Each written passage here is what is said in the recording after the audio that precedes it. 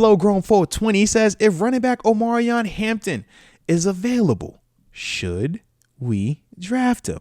Now, man, you know I'm big Omarion Hampton fan. I would love to draft Omarion Hampton. I think there's a couple ways that we could go about doing it. If he is going to be, in that first round, which they have been talking about him as, potential first round prospect, man, I think it will be a scenario where you either talk about trading back, to get this type of dude in the first round. And what I mean by trading back is this, right? There we go.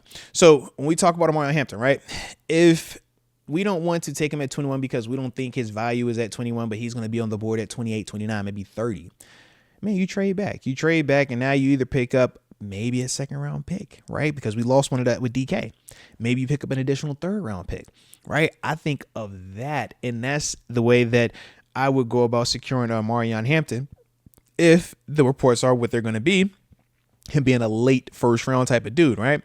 Now, if he goes early than 21, no, I'm not touching. I'm not going to trade up to get a running back. I don't think you do that. But I would be open to taking a running back at 21. But the only way I'm doing that is if I already have Aaron Rodgers signed. I have to have Aaron Rodgers signed prior to the draft. And now I'm simply saying best player available.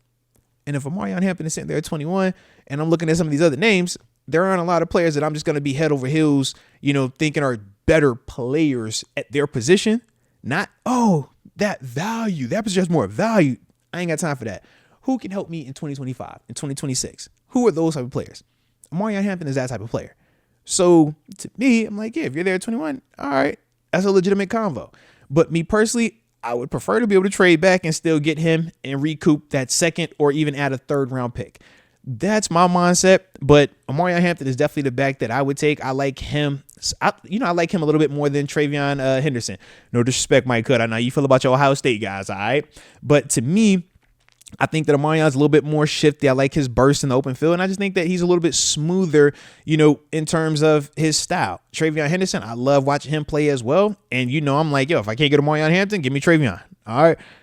That's because they are big, physical, but they got the long end speed that Najee was kind of lacking. So that's why I'm like one of those two, but Omarion Hampton is who I prefer. So, that's kind of how we are with that thing, right?